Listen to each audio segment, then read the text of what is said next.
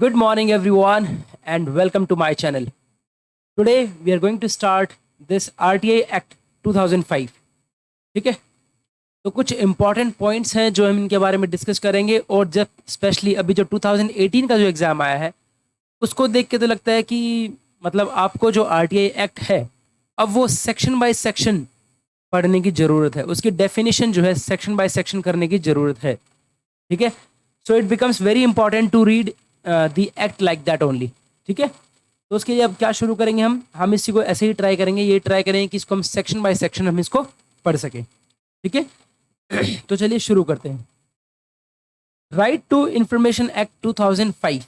ठीक है, ये कब का है? 2005 में। कब आया था ये आया था 21 जून 2005 को। अगर आपसे डेट पूछ ली जाए कि कब आया था तो इट इज़ ऑन 21 जून। कैसे याद रखोगे? 21 जून को क्या आता है? योगा डे। ठीक है, तो योगा डे वाले दिन ये लॉन्च हुआ था। ठीक है क्या इसमें? This is an act to provide for setting out the practical regime of right to information for citizens to secure access to information under the control of public authorities. देखिए, ये एक एक्ट है जो कि प्रोवाइड करता है एक practical regime, एक प्रैक्टिकल तरीका, एक तरीके से ऑफ राइट टू इंफॉर्मेशन। किसके लिए? For citizens. This is important. ये किसके है, किसके लिए है? This is for citizens. अगर कोई बाहर वाला बंदा आके और जैसे मान लीजिए समवन इज फ्रॉम नेपाल या फिर someone is from Bangladesh, Pakistan, जो कि यहाँ पर रह रहे हैं, and they ask for this information, क्या हम उनको प्रोवाइड करोगे? No. If they are not citizen of India they have no right to get the information. ठीक है, तो सबसे पहला ही प्रैक्टिकल पॉइंट आया हमारे पास कि ये एक प्रैक्टिकल रिजीम है एक तरीके से इस एक्ट के अकॉर्डिंग, जिसको प्रोवाइड करने की कोशिश की गई सिटीजन्स के लिए to secure access to information under the control of public authorities. जो भी पब्लिक अथॉरिटीज के अंदर जो भी इंफॉर्मेशन है उसको जो है एक्सेस, जो एक आम आदमी है वो उसको एक्सेस कर सके। ठीक है, in order to promote transparency. ऐसा क्यों? ताकि ट्रांसपेरेंसी को प्रमोट किया जा सके, अकाउंटेबिलिटी फिक्स की जा सके in the working of every public authority. जो भी पब्लिक अथॉरिटी है उनके स्फीयर में। The constitution of a central information commission, और उसी की वजह से क्या बनाया गया? एक सेंट्रल इंफॉर्मेशन का कॉन्स्टिट्यूशन गठन किया गया, as well as state information का कमीशन बनाया गया। ठीक है, and for matters connected therewith और इंसिडेंटल देयर टू, और ऐसे ही मैटर्स जो भी ऐसे कनेक्टेड हैं या फिर जो इंसिडेंटल देयर टू मतलब उससे लगकर कोई अराइज होते हैं, तो उन सभी के लिए ये जो एक्ट है 2005 को 21 जून 2005 में जिसको जो कि इनेक्टेड हुआ था। ठीक है, अब बोलता है whereas the constitution of India has established democratic republic. अब जो कॉन्स्टिट्यूशन ऑफ इंडिया के अंदर जो है, इंडिया को हमें क्या कहा गया है? एक डेमोक्रेटिक रिपब्लिक। गणतंत्र दिवस, गणतंत्र है हमारा। ठीक है, मतलब कि लोगों का राज है। ठीक है, and whereas democracy requires an informed citizenry. और जो डेमोक्रेसी है, डेमोक्रेसी क्या डिमांड करती है? डेमोक्रेसी डिमांड करती है कि जो भी हमारे जो सिटीजन्स ऑफ इंडिया है, ठीक है, दे शुड बी इन्फॉर्म्ड, मतलब उनको जो है हर चीज का पता होना चाहिए। ठीक है, आप रिपब्लिक बोल रहे हो, इंडिया जो है एक रिपब्लिक कंट्री है, it is for the country by, बोलते ना for the people, by the people, to the people. ठीक है, आप उसको बोल रहे हो डेमोक्रेसी है, तो वो चीज को उसको बेस मान करके जब सब कुछ ही लोगों का है तो क्यों ना लोगों को क्या इन्फॉर्म्ड सिटीजनरी नहीं होना चाहिए? तो यस, तो अकॉर्डिंगली ये जो एक्ट है इसको इनेक्ट किया गया। ठीक है, डेमोक्रेसी जो है वो चाहती है कि जो सिटीजनरी है हमारी वो इन्फॉर्म्ड रहे और ट्रांसपेरेंसी रहे किसमें? इंफॉर्मेशन में। ठीक है, कौन सी इंफॉर्मेशन? वो इंफॉर्मेशन जो कि बहुत वाइटल, बहुत इंपॉर्टेंट है functioning and to also to contain corruption. देखिए, इससे दो फायदे हैं, एक तो ट्रांसपेरेंसी आएगी, ठीक है, दूसरा जो है करप्शन जो है उसको कम किया जा सकता है, as well as to hold government and their instrumentalities accountable, कि जो भी जो ऑफिसर्स है, गवर्नमेंट ऑफिसर्स है, उनको अकाउंटेबल किया जा सके कि हाँ ये इनकी रिस्पॉन्सिबिलिटी थी। ठीक है, and whereas revelation of information in actual practice is likely to conflict with other public interest including efficient operations of the governments, optimum use of limited fiscal resources and the preservation of confidentiality of sensitive information। देखिए, ऐसा बोला गया है इसमें कि revelation of information in actual practice. देखिए, actual practice में जो इंफॉर्मेशन जो रिवील की जाती है एक्चुअल प्रैक्टिस में, इज लाइकली टू कन्फ्लिक्ट, वो जो है कन्फ्लिक्ट करेगी किस चीज से, विद अदर पब्लिक इंटरेस्ट, जो अदर पब्लिक की जो इंटरेस्ट है उसके साथ में, ठीक है, इंक्लूडिंग जो एफिशिएंट ऑपरेशंस है वो नहीं हो पाएंगे, क्योंकि अगर मान लीजिए आप आरटीआई एक्ट नहीं बनाते और वैसे इसको जो है मतलब क्या है इंफॉर्मेशन जो रिवील करेंगे उसमें, तो उस किस्म क्या होगा, जो ऑपरेशन है वो इतने एफिशिएंट नहीं हो पाएंगे, ठीक है। Optimum use of limited physical resources, हमारे पास पहले से ही लिमिटेड फिजिकल रिसोर्सेज है, अगर हम उसी को उसमें लगा देंगे तो कैसे होगा। And the preservation of confidentiality, और कॉन्फिडेंशियलिटी की जो भी कॉन्फिडेंशियल इंफॉर्मेशन है उसको भी हम कैसे प्रिजर्व कर पाएंगे, ठीक है। तो ये सब चीज़ें हमारे माइंड में पहले से थी कि अगर हमारे पास, क्योंकि पहले से लैक ऑफ रिसोर्सेज है, ठीक है, गवर्नमेंट ऑफिस में आपने देखा होगा कमी रहती है पर्सनस की, ठीक है। इसके अलावा जो भी हमारा एफिशिएंट ऑपरेशंस है वो उस पर भी कमी पड़ जाएगी, ठीक है। और इसके अलावा क्या, इसके अलावा जो फिजिकल रिसोर्सेज है कहीं ना कहीं उस पर भी ज़्यादा भार पड़ेगा। और ये भी चल रहा था कि क्या जो कॉन्फिडेंशियल इंफॉर्मेशन है, जो सेंसिटिव इंफॉर्मेशन है, कहीं वो तो लीक नहीं हो जाएगी, ठीक है। तो वो कन्फ्लिक्ट हो रहा था सब में, ठीक है। तो it is necessary to harmonise these conflicting interest, और इसीलिए इन सब में आपस में तालमेल बैठाने के लिए क्या किया गया, डेमोक्रेटिक आइडियल को सबसे पैरामाउंट, सबसे ऊपर रखा गया कि सबसे ऊपर डेमोक्रेसी है, ठीक है। और therefore it is expedient to provide for furnishing certain information to citizen who desire to have it, और इसीलिए ये जो एक्ट है, राइट टू इंफॉर्मेशन एक्ट 2005, ये 21 जून को सिटीजन्स ऑफ इंडिया के लिए ये क्या किया गया, इलेक्ट किया गया, ठीक है। कि जिसको इंफॉर्मेशन चाहिए वो जो है इस इंफॉर्मेशन को ले सकते हैं। Be it elected by parliament in the 56th year of the republic of India as follows. तो आपसे अगर कोई पूछ ले कि ये कब हुआ था, तो ये हुआ था आपका 56th ईयर ऑफ रिपब्लिक, जब हमारे इंडिया को 56वें गणतंत्र दिवस पर ये जो है ऐसा हुआ था, हमें जो आरटीआई एक्ट है हमें मिला था, ठीक है। चलिए अब हम बात करते हैं चैप्टर 1 के बारे में, ठीक है। ये देखिए यहाँ पर आपका चैप्टर 1, जिसके अंदर आपको दे रखा है क्या क्या, ये दे रखा है आपको short title, extent and commencement and definition. पर क्योंकि अब जो है देखिए ये जो हमने ओपन कर रखा है ये एक बेयर एक्ट है, ठीक है। आपको ट्राई करना है, try to read this information, आपको ये इन्फॉर्मेशन को पढ़ना है। अगर आप चाहे तो ये अपनी बुक साथ में ओपन कर सकते हैं, स्वामी की बुक है वो बुक आप ओपन कर सकते हैं, नहीं चाहिए नोट्स बना सकते हैं, नहीं और कुछ करना है तो सुन सकते हैं, ठीक है। एक बार सुन लीजिए, उसके बाद आप पढ़ना शुरू कीजिए, आपको यू विल फील गुड, ठीक है। तो चलिए सबसे पहले हम बात करते हैं चैप्टर 1 की। तो चैप्टर 1, हमें चैप्टर 1 को चैप्टर 1 की तरह न पढ़ के अब हम सेक्शंस की बात करते हैं, ठीक है। क्योंकि जो एग्जाम में जो 2018 का जो पेपर आया है वो सेक्शन वाइज आया है, तो हमने सेक्शंस के अकॉर्डिंग हम इसको बांटते हैं, ठीक है। तो चलिए सबसे पहला जो हमारा सेक्शन है वो है short title, extent and commencement. तो पहला हमारा जो सेक्शन है इसके अंदर क्या है, शॉर्ट टाइटल, छोटे टाइटल है, एक्सटेंट मतलब कितना जो है कितना ये कहाँ तक फैला हुआ है, कहाँ तक इसकी रीच है, और कमेंसमेंट कब शुरू हुआ है, इसमें फर्स्ट सेक्शन के अंदर ये बता रहे हैं। तो this act may be called right to information act, उसका शॉर्ट टाइटल, उसका नाम क्या दिया, आरटीआई एक्ट 2005, ठीक है। ये इसका शॉर्ट टाइटल हो गया। एक्सटेंट क्या है, कहाँ तक फैल रखा है, it is extended to the whole of India, पूरी इंडिया में फैला हुआ है ये, ठीक है। थर्ड है आपका कमेंसमेंट, कब शुरू हुआ। तो देखिए इसके कुछ सेक्शंस हैं जो कि मैं कहूंगा कि आप इनको याद कर लीजिए। तो क्या बोलता है, the provision of sub section 1 of section 4, देखिए सब सेक्शन 1 ऑफ सेक्शन 4 यानी कि सेक्शन 4 का सब सेक्शन 1, ठीक है, sub section 1 of and 2 of section 5, ठीक है। सेक्शन उसके बाद आता है सेक्शन 12, 13, 15, 16, 24, 27 एंड 28। थोड़ा सा याद देखो, मैं तो कहूंगा कि जिस तरह की एग्जाम आ रखा था ना, पूरा याद करो यार, ठीक है। कोई वे आउट नहीं है, याद करना ही सोल्यूशन है। एग्जाम पास करना है तो याद ही करना पड़ेगा, ठीक है। तो कैसे याद करेंगे इसको, देखो अभी इसके अंदर ये मत जाइए, अभी आप इनको सेक्शन याद करने की कोशिश मत कीजिए। जब हम धीरे धीरे सेक्शंस के आगे बारे में आगे पढ़ेंगे ना, तो ऑटोमेटिकली हमें ये याद भी हो जाएगा, ठीक है। तो इन्होंने बताया कि सब सेक्शन 1, जो सेक्शन 4 का सब सेक्शन 1 और 5 का 1 और 2 और 12, 13, 15, 16, 24, 27 और 28, ये जो है ये सब सेक्शंस जो है, सब सेक्शंस जो है that come into force at once, ये एक ही बार में फोर्स पर आ गए थे, मतलब एक ही दिन जो है ये अप्लाई हो गए थे।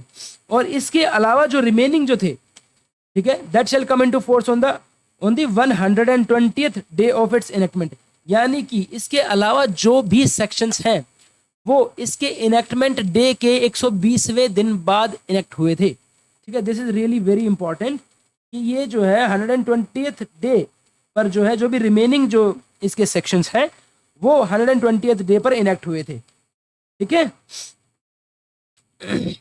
तो आप कहेंगे इसको कि 4 का 1, ठीक है, 5 का 1 और 2, ठीक है, और फिर आ गया आपका 12 13, फिर 14 नहीं आएगा, फिर 15 16, फिर 24, फिर 27 और 28।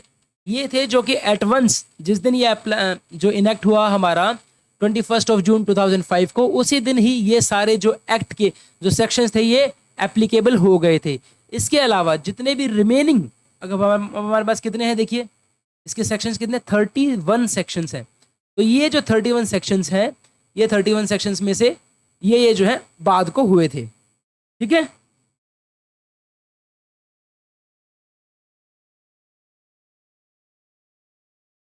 चलिए यहाँ पर एक छोटा सा मुझे डाउट लग रहा है।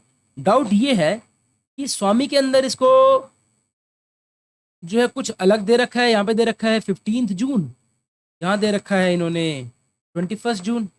तो हम चेक कर लेते हैं इसको कि आरटीआई जो है एक्ट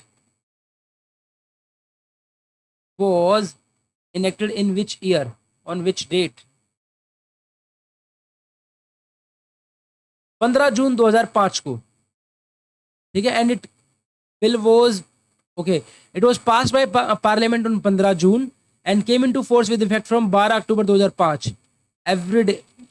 अब ये तो यार इसमें कुछ प्रॉब्लम है, फिर इसका मतलब है यहाँ पर जो डेट दे रखी है वो 21 जून 2005 को दे रखी है। हालांकि देखा जाए तो ये कब हुआ था, तो इसको आप थोड़ा सा अमेंड कर लीजिएगा, अपनी बुक्स में भी चेक कर लीजिएगा एक बार। 15 जून 2005 को क्या हुआ था, 2005 को ये हुआ था, it was passed in the parliament. 15 जून 2005 को it was passed in the parliament, passed by parliament, parliament से पास हो गया था ये। ठीक है, and came into force with effect from 12 अक्टूबर। तो हमारा जुलाई, अगस्त, सितंबर, अक्टूबर, हाँ तो 120 दिन के बाद इनेक्ट हो गया था। ठीक है, लेकिन ये क्या 21 जून ठीक होगा या 15 जून? 15 जून नहीं लग रहा है, बिकॉज उसके अंदर भी ऐसा ही दे रखा है। चलिए, तो ये क्या है, यहाँ पर 15 जून है। Remember this, it is 15 June 2005। Book में आपको कुछ अलग दे रखा है, स्वामी वाली बुक में। ठीक है, वो डेट दे रखी है उसके अंदर कुछ, तो मैंने उसके अकॉर्डिंग बोला था। But yes, make sure you right that it is not 21 June, it is 15 जून। ठीक है, जिसको ये आपका इनेक्ट हो गया था। चलिए आगे चलते हैं। तो हम इसको यहाँ से पढ़ रहे थे, ये था आपका। अब देखिए ये यही जो है हम इस पर पढ़ते हुए आ रहे थे कि एग्जैक्टली जो है ये जो एक्ट है, it may be called right to information act 2005। ये हमारा शॉर्ट टाइटल हो गया, होल ऑफ इंडिया पर एप्लीकेबल है। ये 4 1 5 का 1 और 2, 12 13 15 16 24 27 और 28 it shall come into force at once. ये जिस दिन भी इनेक्ट हुआ उस दिन ये सबके सब लागू हो गए, और रिमेनिंग जितने भी प्रोविजंस थे that shall come into force on 120th day, 120वें दिन जो है इनेक्ट हुए। तो दिस इज इम्पॉर्टेंट। ठीक है, ये इंपॉर्टेंट बन जाता है। तो ये रहा हमारा फर्स्ट पार्ट। तो अगर आपसे कोई पूछे कि फर्स्ट पार्ट के अंदर क्या है, फर्स्ट पार्ट के अंदर हमारा शॉर्ट टाइटल है, कितनी उसकी एक्सटेंशन है और कब वो शुरू हुआ था। ठीक है, ये हमारा शॉर्ट टाइटल है फर्स्ट, दिस इज सेक्शन 1। ठीक है, अब चलते हैं, हम बात करते हैं सेक्शन 2 के बारे में। तो सेक्शन 2 है हमारा डेफिनेशन।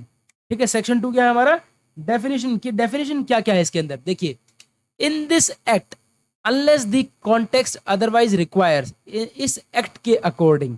ठीक है, या तो कॉन्टेक्स्ट अगर अदरवाइज रिक्वायर कर रहा है तो डेफिनेशन चेंज हो सकती है। अदरवाइज डेफिनेशन ये की ये है, क्या है, पहला है आपका अप्रोप्रिएट गवर्नमेंट। की अप्रोप्रिएट गवर्नमेंट का मतलब क्या है, that is means in relation to a public authority which is established, constituted, owned, controlled और substantially financed by funds provided directly और इनडायरेक्टली। देखिए, अप्रोप्रिएट गवर्नमेंट क्या है यहाँ पर, in relation to public authority, जो पब्लिक अथॉरिटी है, जो भी गवर्नमेंट ऑफिसर है, ठीक है, उसके रिलेशन में बात हो रही है। उसके रिलेशन में बात हो रही है कि अप्रोप्रिएट गवर्नमेंट कौन सी है। हो सकता है स्टेट गवर्नमेंट हो हो सकता है सेंट्रल गवर्नमेंट हो सकता है यूटी गवर्नमेंट हो। तो उसको आपको अगर यहाँ पर अप्रोप्रिएट गवर्नमेंट किस लिए दिया गया, क्योंकि हमारे पास हमें in context of that public authority बात करनी है, राइट। तो पब्लिक अथॉरिटी की बात करें, that is it means in relation to a public authority, किसके public authority which is established, जो कि इस्टेब्लिश किया गया है, जिसने कॉन्स्टिट्यूट किया है, जिसको ओन करता है वो बंदा, कंट्रोल कर रहा है, ठीक है, एंड सब्सटेंशियली फाइनेंस्ड, और सब्सटेंशियली जो है फाइनेंस्ड उसको किया जा रहा है डायरेक्टली या फिर इनडायरेक्टली, किसके द्वारा, either by the central government और बाय द यूटी एडमिनिस्ट्रेशन, ठीक है, या फिर स्टेट गवर्नमेंट। तो इनमें से जो अप्रोप्रिएट गवर्नमेंट है वो यही होगी आपका, या तो होगा आपका सेंट्रल गवर्नमेंट, या होगा आपका स्टेट गवर्नमेंट, या होगा आपका यूटी एडमिनिस्ट्रेशन, ठीक है। तो दैट इज आपका अप्रोप्रिएट गवर्नमेंट। ये किस में आता है, आपका सेक्शन 2A के अंदर आता है, ये इसमें आता है सेक्शन 2A, ठीक है जी। तो इसको भी आपको याद करना पड़ेगा, क्योंकि कुछ क्वेश्चंस हैं जो इसमें से भी ऐसे ही पूछा गया है कि 2A के अंदर क्या लाई करता है, 2B के अंदर क्या लाई करता है। आई नो कि थोड़ा सा बहुत अंदर डीप जाना पड़ रहा है, बट यूपीएससी एक्सपेक्ट करती है कि आपको जो एंटायर एक्ट है ना वो आपके टिप्स पे होना चाहिए। तो you can not do anything about it, आपको करना पड़ेगा, ठीक है। तो हमें ये बार बार लिख लिख के, चाहे जैसे भी होगा, हमें देखना पड़ेगा इसको कि अप्रोप्रिएट गवर्नमेंट जो है वो 2A पर लाई करती है, ठीक है। चलिए आगे चलते हैं। नेक्स्ट है आपका सेंट्रल इंफॉर्मेशन कमीशन। देखिए अब आप एक चीज, तो ये चीज अगर आपको सिर्फ ये भी याद हो कि डेफिनेशन जो है वो लाई करती है कहां पर, नंबर 2 पर, ठीक है। तो फिर आप इसको थोड़ा सा इंफॉर्मेशन जो है इसके अंदर चेक कर सकते हैं कि कैसे क्या हो सकता है। सबसे बड़ा आपने मान लिया, सबसे बड़ी गवर्नमेंट ने बनाया CIC सबसे पहले, क्योंकि CIC सबसे बड़ा होता है RTI एक्ट के अकॉर्डिंग, ठीक है। तो CIC सबसे बड़ा है, तो इसलिए नंबर 2 पर CIC आ गया। इस तरीके से भी हम इसको याद कर सकते हैं। सबसे पहला सबसे बड़ी गवर्नमेंट, अप्रोप्रिएट गवर्नमेंट आ गई। सेंट्रल इंफॉर्मेशन कमीशन, इसका मतलब क्या, means the central information commission constitute under sub section 1 of section 12, section 12 के 1 के अंदर जो भी कॉन्स्टिट्यूट होगा उसको हम बोलेंगे that is central information commission. और आप पूछेंगे सेक्शन 12 क्या है, सेक्शन 12 कुछ भी नहीं है। सेक्शन 12 में दिया गया है कि किस तरीके से सेंट्रल इंफॉर्मेशन कमीशन को कॉन्स्टिट्यूट करना है, ठीक है। तो यहाँ पर आपको पता चल गया कि सेक्शन, देखो यहाँ पर दो चीजें पता चली आपको कि सेक्शन 12(1) के अंदर क्या है, constitution of central information commission. और अगर उसकी डेफिनेशन पूछी जाए तो डेफिनेशन है उसकी 2 के 2 पार्ट पर। सबसे बड़ी हो गई गवर्नमेंट, अप्रोप्रिएट गवर्नमेंट हो गया 2 के 1 पर, 2 पर आती है डेफिनेशन, और 2 का 1 पार्ट हो गया appropriate government. Then B part पर आता है तो 2 का B that is central information commission, वो उसके नीचे आ गया। थर्ड पार्ट पर आता है central public information officer, CPIO जिसको बोलते हैं। अब देखिए जो CIC है वो तो हो गया जो पूरा सेंट्रल गवर्नमेंट के अंडर में हो गया। अब छोटे छोटे डिपार्टमेंट्स में आपने क्या दे रखा है, आपने दे रखा है इसको CPIO। अब CPIO एक बहुत बड़ी और इंपॉर्टेंट टर्म है, हर एक मिनिस्ट्रीज में होते हैं, ठीक है, हर एक डिपार्टमेंट में होते हैं। तो वो क्या होता है, it means the central public information officer designated under subsection 1 and includes a central assistant public information officer designated as such under subsection 2 of section 5। अब आप पूछेंगे सेक्शन 5 क्या कहता है, सेक्शन 5 कुछ भी नहीं बोलता। सेक्शन 5 बोलता है आपको designation of public information officer. तो जिस तरीके से सेक्शन 12 जो है वो डील करता है किसको, सेक्शन 12 डील करता है आपको CIC कैसे कॉन्स्टिट्यूट होती है उसको। इसी तरीके से सेक्शन 5 जो है वो डील करता है PIO को। तो उसमें दो टाइप के PIO होता है, एक होता है सेंट्रल PIO जिसको हम CPIO बोलते हैं, और एक उनका असिस्टेंट होता है that is central assistant PIO, ठीक है। तो ये कहां पर है, सेक्शन 5 में दे रखा है। तो हमारे पास सेक्शन 12 के बारे में भी हमें थोड़ा आइडिया हो गया, ठीक है, और सेक्शन 5 के बारे में भी हमें थोड़ा सा आइडिया हो गया। सेक्शन 2 हमें पता ही है डेफिनेशन है, सेक्शन 1 में है ये हमारा शॉर्ट टाइटल हो गया, कहां तक एक्सटेंशन है उसकी, कब कमेंसमेंट हुआ था, ठीक है। तो इस तरीके से हमें बार बार इसको पढ़ पढ़ के करना है, एंड यस हो जाएगा, ठीक है, हैव फेथ, कीप डूइंग, हो जाएगा। ऑलराइट, अब हम बात करते हैं कि चलिए CPIO भी आ गया, CIC भी आ गया। फोर्थ D क्या कहता है, फोर्थ D बोलता है आपका चीफ इंफॉर्मेशन कमिश्नर या फिर इंफॉर्मेशन कमिश्नर। अब इसका मतलब क्या है, mean the chief information commissioner और information commissioner appointed under sub section 3 of section 12। अब देखिए जब CIC जो हमारा जो CIC है दैट इज हमारा जो चीफ इंफॉर्मेशन कमिश्नर है, अगर हम उसको 12 के 1 में अपॉइंट कर रहे हैं तो उनके नीचे जो इंफॉर्मेशन कमिश्नर्स हैं ठीक है, उनको हम कब अपॉइंट करेंगे, या फिर चीफ इन्फॉर्मेशन कमिश्नर या फिर इन्फॉर्मेशन कमिश्नर है, उनको हम कहाँ अपॉइंट करेंगे, 12 में ही अपॉइंटमेंट होगी उनकी भी, तो 12 के 3 के अंदर उन सब सेक्शन के अंदर उनका हो गया। ठीक है, तो अगर हम इसको रिवाइज करें तो क्या हो गया, सबसे पहले रिवाइज इसलिए कर रहे हैं बार बार क्योंकि ये इंपॉर्टेंट है, हमें इसी तरीके से इतना ही डीप में इसको करना है। तो 1 में हो गया आपका शॉर्ट, टाइटल और कमेंसमेंट हो गया। सेकंड में आपका डेफिनेशन आ गया, डेफिनेशन पहला पॉइंट 2 का ए हो गया अप्रोप्रिएट गवर्नमेंट, 2 का बी में आ गया आपका सीआईसी, 3 में आ गया आपका सीपीआईओ और सीएपीआईओ। ठीक है, और सीपीआईओ किस में होता है, ये होता है सेक्शन 5 के अंदर। सीआईसी किसके अंदर होता है, सीआईसी होता है आपका सेक्शन 12 के अंदर, 12(1) के अंदर सेक्शन ये जो होता है आपका सीआईसी होता है। और ये जो कमिश्नर्स वगैरह हैं, इंफॉर्मेशन कमिश्नर, ये कहाँ पर होंगे, आपका सेक्शन 3 के अंदर होंगे। ठीक है, तो ये डी पार्ट में आ गया। चलिए जी, यहाँ तक भी आ गया समझ में। आगे चलते हैं, कॉम्पिटेंट अथॉरिटी। अब देखिए, अब हमने बड़े बड़े ऑफिसर्स की बात कर ली, अब आते हैं हम अपने डिपार्टमेंट की, हमारा डिपार्टमेंट क्या कहता है। तो हमारे यहाँ पर पूछा गया कि कॉम्पिटेंट अथॉरिटी कौन है इस केस में। तो देखिए, the speaker in the case of house of the people, जब हम हाउस ऑफ द पीपल की बात कर रहे हैं तो इसमें कॉम्पिटेंट अथॉरिटी कौन होगा, स्पीकर होगा। This is really very important. House of the people का मतलब समझ रहे हैं आप, लोकसभा। जब भी लोकसभा की बात हो रही है तो स्पीकर इन केस में कॉम्पिटेंट अथॉरिटी है। Legislative assembly of a state, state की अगर लेजिस्लेटिव असेंबली है तो कौन होगा, तब भी स्पीकर होगा। या फिर यूनियन टेरिटरी के अंदर तब भी कौन होगा, स्पीकर होगा। हैविंग सच असेंबली, जिन के पास ये असेंबली है वहां पर जो है speaker is the competent authority. और क्या होगा, और चेयरमैन किस केस में होगा, in the case of council of states और legislative council of a state. तो legislative council of a state की जब हम बात करेंगे तो उसके अंदर क्या क्या आएगा, लेजिस्लेटिव स्टेट की अगर हम बात करेंगे तो उसके अंदर आएगा चेयरपर्सन। क्या आएगा, चेयरपर्सन। तो ये भी इंपॉर्टेंट होता है कि इसके अंदर कॉम्पिटेंट अथॉरिटी कौन है। ठीक है, central information excuse me, yes. चलिए, तो कॉम्पिटेंट अथॉरिटी कौन है, इनमें हमने बताया इसके अंदर स्पीकर जो है, इस केस में अगर house of the people Lok Sabha की बात हो रही है उस केस में, legislative assembly of a state की बात हो रही है तो उस केस में, यूनियन टेरिटरी जहां पर वो असेंबली है, ठीक है, वहां उस केस में कॉम्पिटेंट अथॉरिटी स्पीकर होंगे।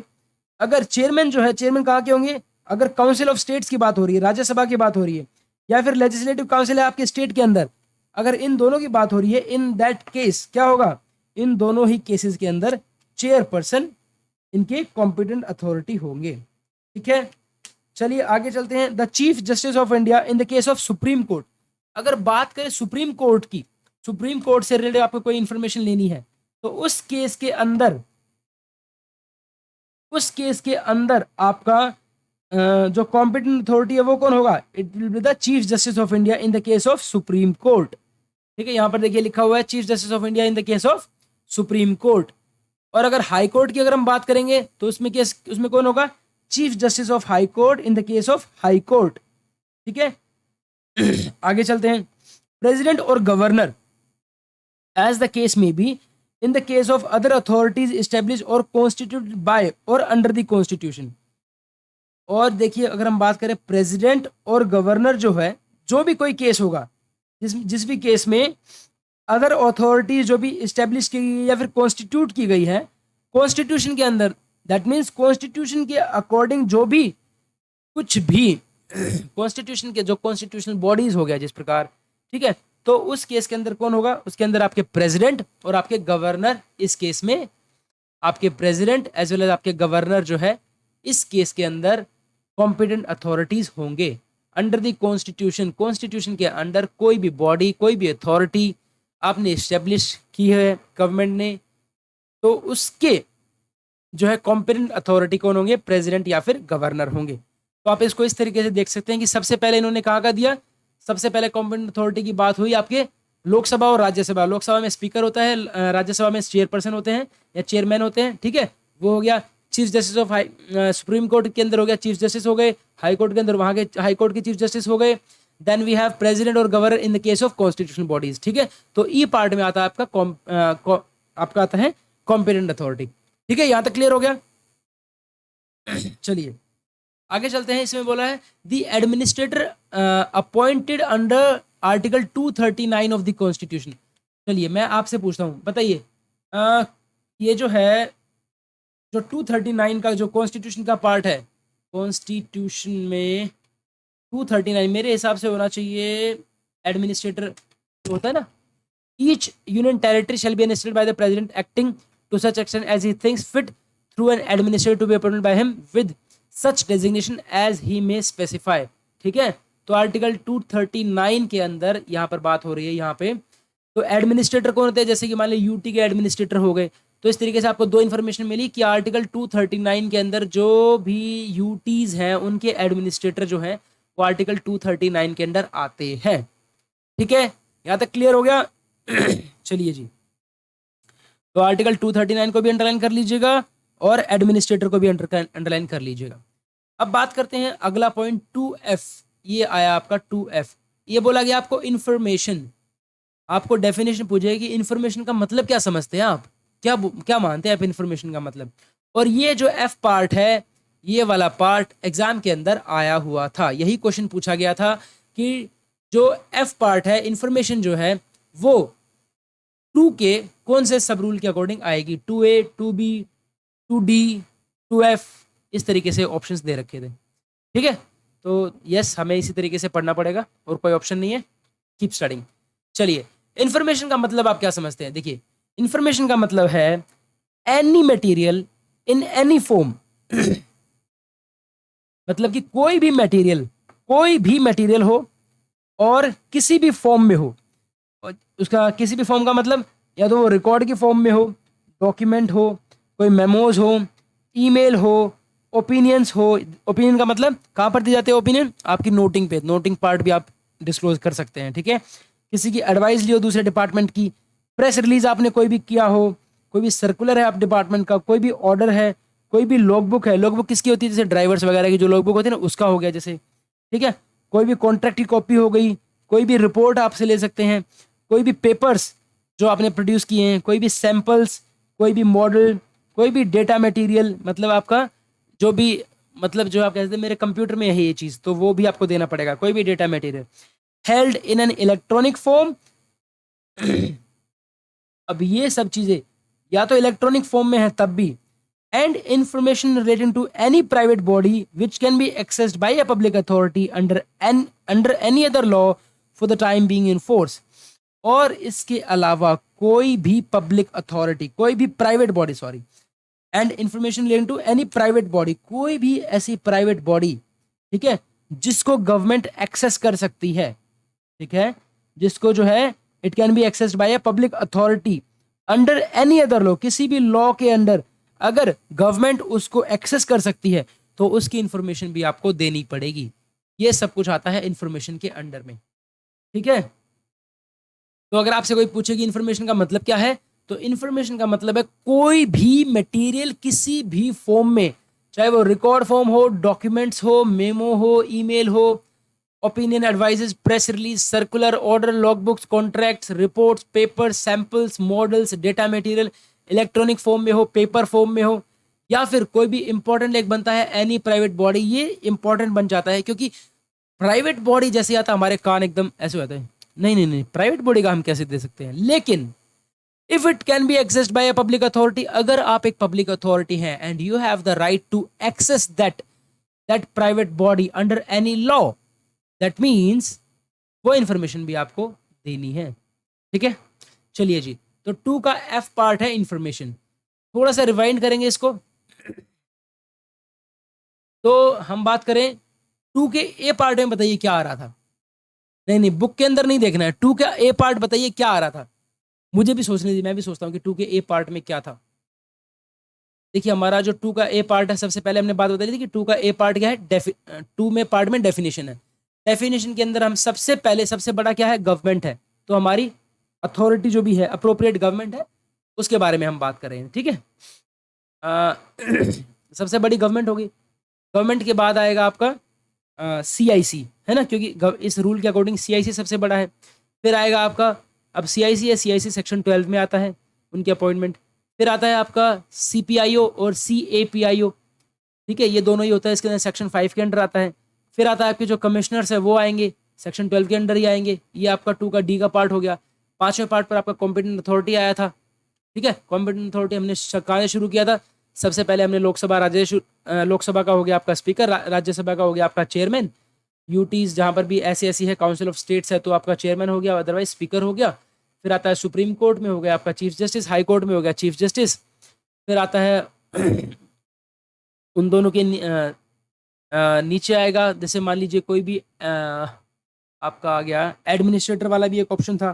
ठीक है, जो भी कॉन्स्टिट्यूशनल बॉडी है उससे पहले था एक वो कि जो भी कॉन्स्टिट्यूशनल बॉडी है उसके लिए प्रेसिडेंट और गवर्नर होंगे। ठीक है, कोई भी प्रेसिडेंट होगा या फिर गवर्नर होगा in case of constitutional body, और एडमिनिस्ट्रेटर जो जैसे यूटीज वगैरह है वहाँ के एडमिनिस्ट्रेटर होंगे। तो उसके बाद और वो आर्टिकल 239 के अंदर आएगा। ठीक है, यहाँ तक हमने पढ़ लिया। उसके बाद 2F में पार्ट आया हमारा इन्फॉर्मेशन, किसी भी इलेक्ट्रॉनिक फॉर्म में हो, कैसे भी हो, हमें देनी है।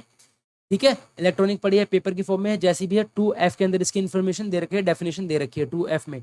इसके अलावा बात करें तो एक और इंपॉर्टेंट पार्ट आया था कि अगर कोई भी प्राइवेट बॉडी जो कि एक्सेसिबल है पब्लिक अथॉरिटी को, that means we can give the information to it about it, हम उसको देनी ही देनी है। ठीक है, नेक्स्ट चलते हैं प्रिस्क्राइब्ड। अब ये बोलता है यहाँ पे प्रिस्क्राइब्ड का मतलब क्या है? प्रिस्क्राइब का मतलब है means prescribed by rules under this act by the appropriate government और the competent authority as the case में बी। मतलब आपको कौन सी इन्फॉर्मेशन देनी की एज प्रिस्क्राइब्ड, जो प्रिस्क्राइब कर रखी है इस रूल के अंदर।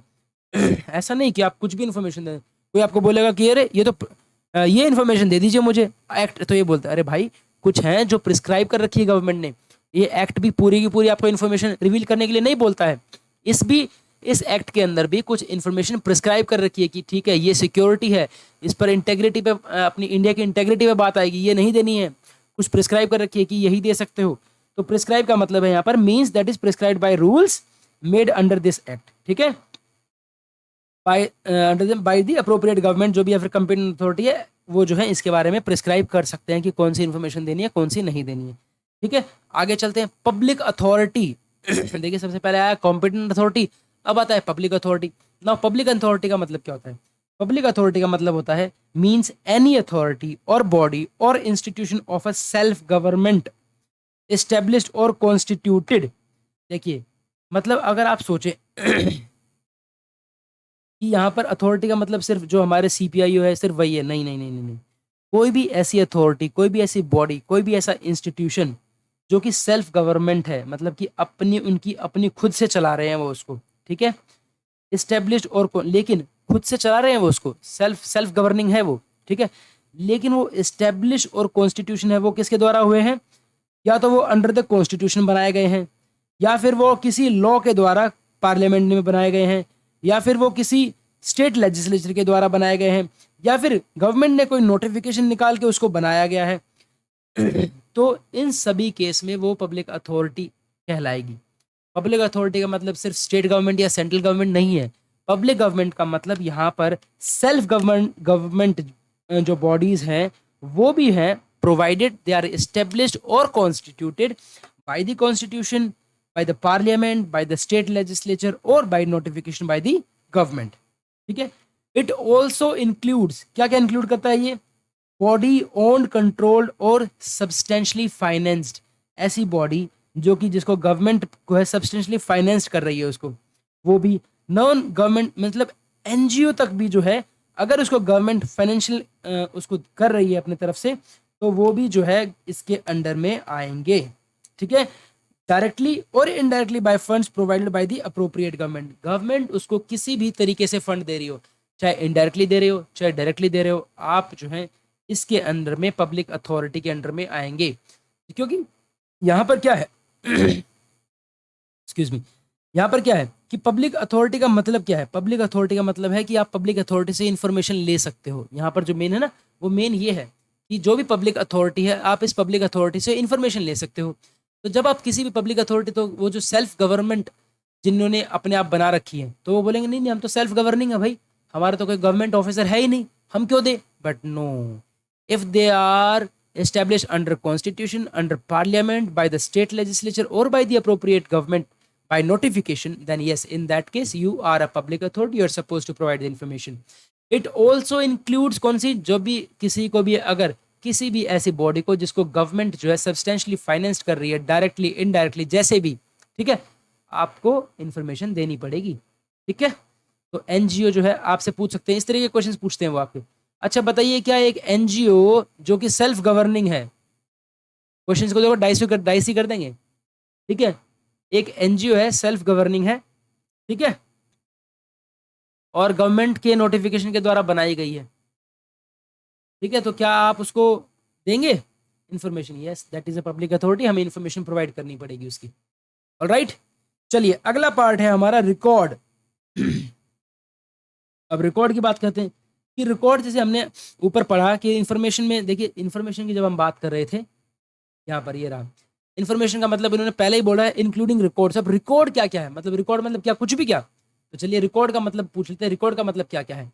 रिकॉर्ड का मतलब है यहाँ पर एनी डॉक्यूमेंट, मतलब कोई भी डॉक्यूमेंट हो, मैन्यूस्क्रिप्ट, हाथ से लिखा हुआ कुछ भी, फाइल है वो भी, माइक्रोफिल्म, आप जो है किसी भी फाइल की माइक्रोफिल्म क्रिएट करवा लेते हैं, माइक्रोफिच या फैक्सिमल कॉपी डॉक्यूमेंट, या फिर उसकी एग्जैक्ट कॉपी है आपके पास। माइक्रोफिच मतलब जो जैसे हम अपनी फाइल्स की जो माइक्रोफिल्म कन्वर्ट करते हैं ना उसको, तो माइक्रोफिल्म कन्वर्ट कीजिए, माइक्रोफिश कन्वर्ट कीजिए, फैक्सिमाइल कॉपी है, कुछ भी है आपको वो रिकॉर्ड के अंदर आएगा।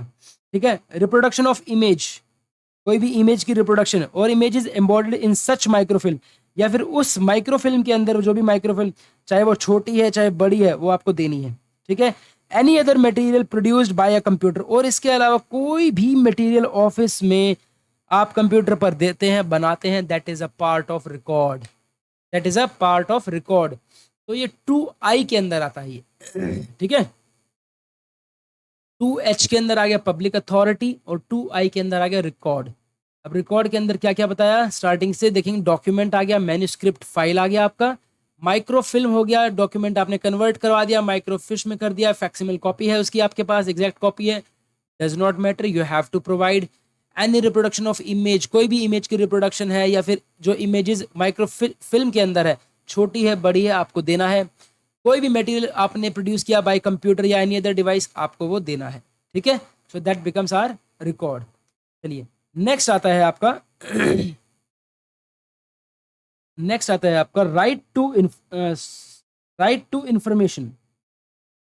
अब वो बोलते हैं यार कि राइट टू इंफॉर्मेशन का मतलब क्या है, मतलब आपका जो आप कहते हैं कि ये मेरा राइट है, इंफॉर्मेशन मेरा राइट है, तो उसका मतलब भी तो कहीं ना कहीं आपको लिमिट करना पड़ेगा ना। ठीक है ना, तो अब चलिए बात करते हैं कि राइट टू इंफॉर्मेशन का मतलब क्या है। It means the right to information accessible under this act which is held और under the control of any public authority and includes the right to.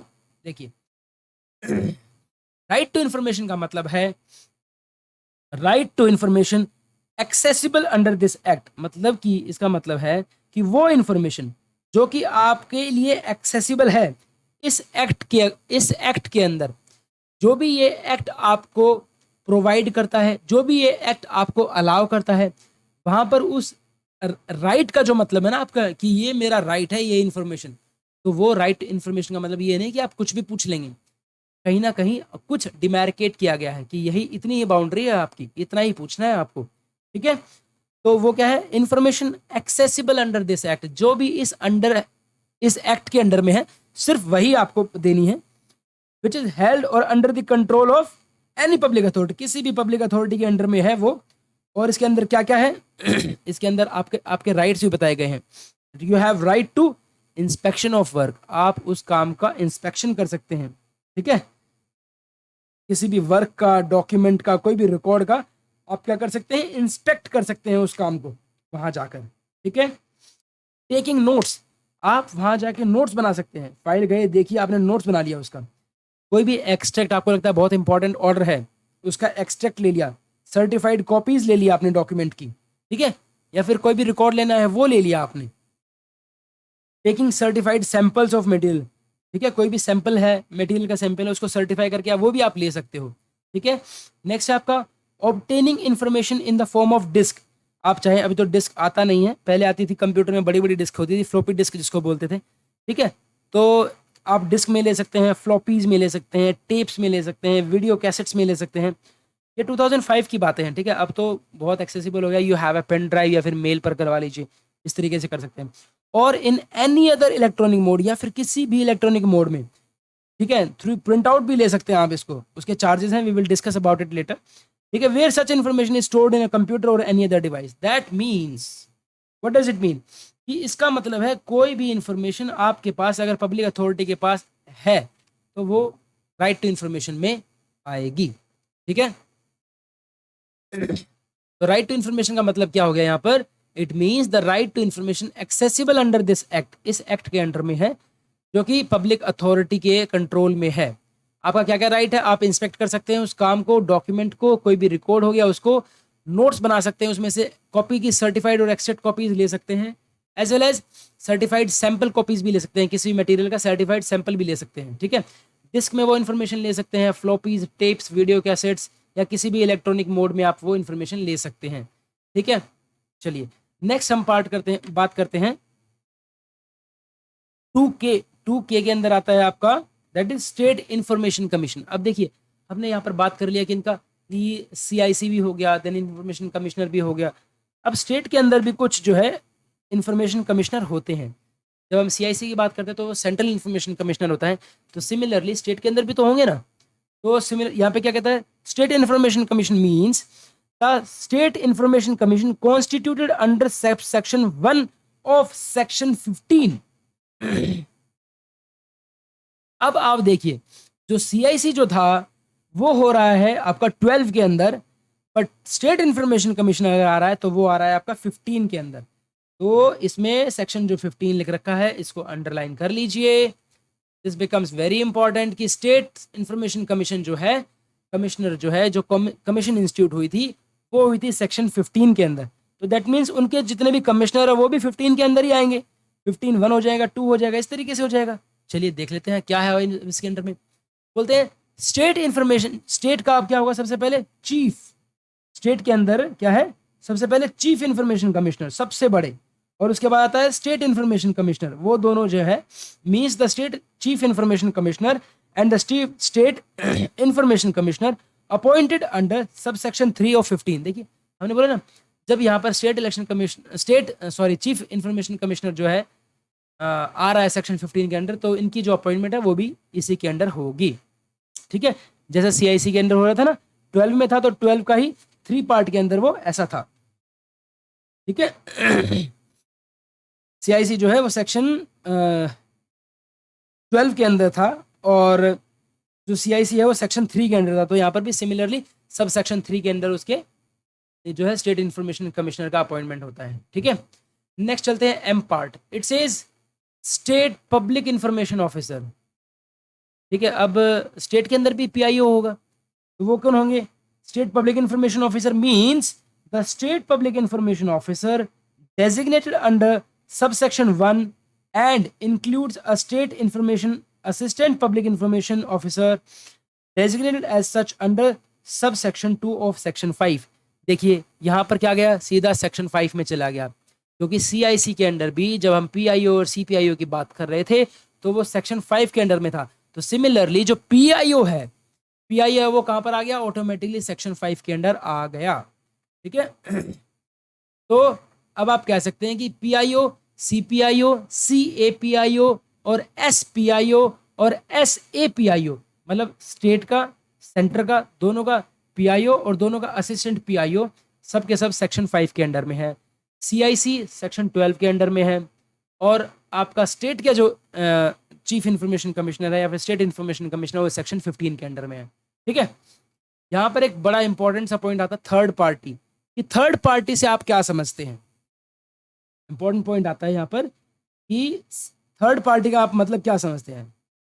तो इसका मतलब होता है a person other than the citizen making a request for information and includes a public authority. मतलब कोई भी person जो सिटीजन नहीं है वो आपके पास रिक्वेस्ट करता है इंफॉर्मेशन के लिए, ठीक है, and it includes a public authority also. वो हो सकता है कि वो कोई पब्लिक अथॉरिटी ही क्यों ना हो, ठीक है, क्या आप उसको इंफॉर्मेशन देंगे। आंसर इज नो या यस। वैसे नो है, बट यस, हम जैसे जैसे आगे बढ़ेंगे हम इसके बारे में जान लेंगे, ठीक है। यहाँ तक क्लियर हो गया है आई थिंक, राइट।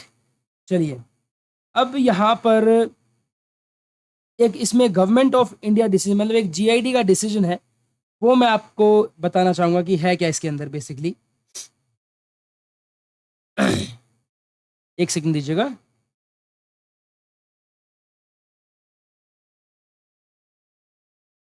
देखिए इसके अंदर ये बोलता है कि सिर्फ वही इंफॉर्मेशन सप्लाई की जा सकती है जो कि ऑलरेडी एग्जिस्ट कर रही है, जो कि जो पीआईओ, जो पब्लिक अथॉरिटी के पास है या फिर उसके कंट्रोल में है, ठीक है।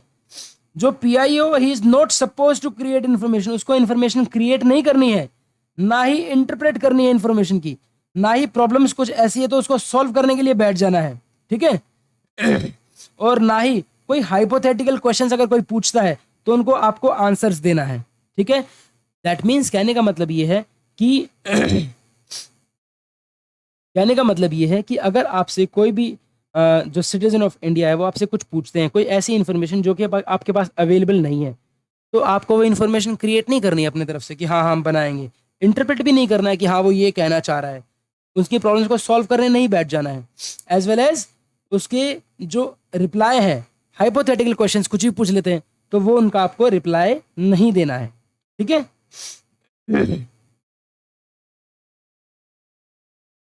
देखिए तो इसमें इसमें बोला गया है कि ये जो आरटीआई एक्ट है ना आपका, ये आरटीआई एक्ट आपको बोलता है कि you can have access to all information that is available. जो इंफॉर्मेशन आपके पास अवेलेबल है या एग्जिस्टिंग है सिर्फ वही दे सकते हो आप, ठीक है, खुद से क्रिएट नहीं करनी है आपको, ठीक है। तो अगर किसी पब्लिक अथॉरिटी के पास कोई भी इंफॉर्मेशन है, किसी डेटा की फॉर्म में है, ठीक है, एब्स्ट्रैक्ट है, कोई स्टैटिस्टिक्स है, ठीक है, तो कोई भी एप्लीकेंट है उसको वो इंफॉर्मेशन मिल जाएगी, ठीक है। But yes subject to exemptions in section 8, मतलब सेक्शन 8 हमारा क्या सेक्शन 8 क्या बोलता है हमारा, सेक्शन 8 के अंदर आता है कि जो जो एग्जेम्पशंस हैं जो आप इंफॉर्मेशन नहीं दे सकते, ठीक है, उसके बारे में हम बात करेंगे। अभी हम जैसे जैसे आगे बढ़ेंगे सेक्शन 8 के बारे में बात करेंगे। सेक्शन 8 हमारा डील करता है कि जो जो एग्जेम्पशंस दी गई है जिनके बारे में आप इंफॉर्मेशन नहीं दे सकते वो आता है सेक्शन 8 के अंडर में, ठीक है।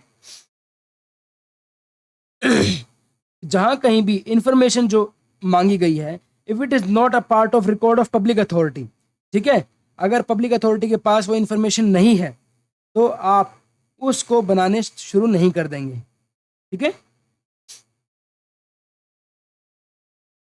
कोई भी इंफॉर्मेशन जो कि आपके पास अवेलेबल नहीं है या फिर जो भी कोई भी लॉ नहीं बोलता कि आपको कुछ ऐसी इंफॉर्मेशन मेंटेन करनी है, ठीक है, तो ये जो एक्ट है ये आपके ऊपर कोई ऑब्लिगेशन क्रिएट नहीं करता है कि no this cast an obligation on to you that you are suppose to make this information available, नहीं, ऐसा कुछ नहीं है। सिंपल सा है, जो आपके पास अवेलेबल है उसको आप दीजिए, ठीक है। कोई भी आपको इन्फ्रेंस अपने तरफ से कोई किसी का मतलब नहीं निकालना है, एजम्पशंस नहीं बनानी है कि अच्छा वो ये पूछ रहा होगा, नो, कुछ नहीं ऐसा। कोई भी आपको आरटीआई के अंदर आपको कोई एडवाइस नहीं देनी है, कोई भी ओपिनियन नहीं कहना है, सिर्फ जो इन्फॉर्मेशन मांगी गई है वो दीजिए बस।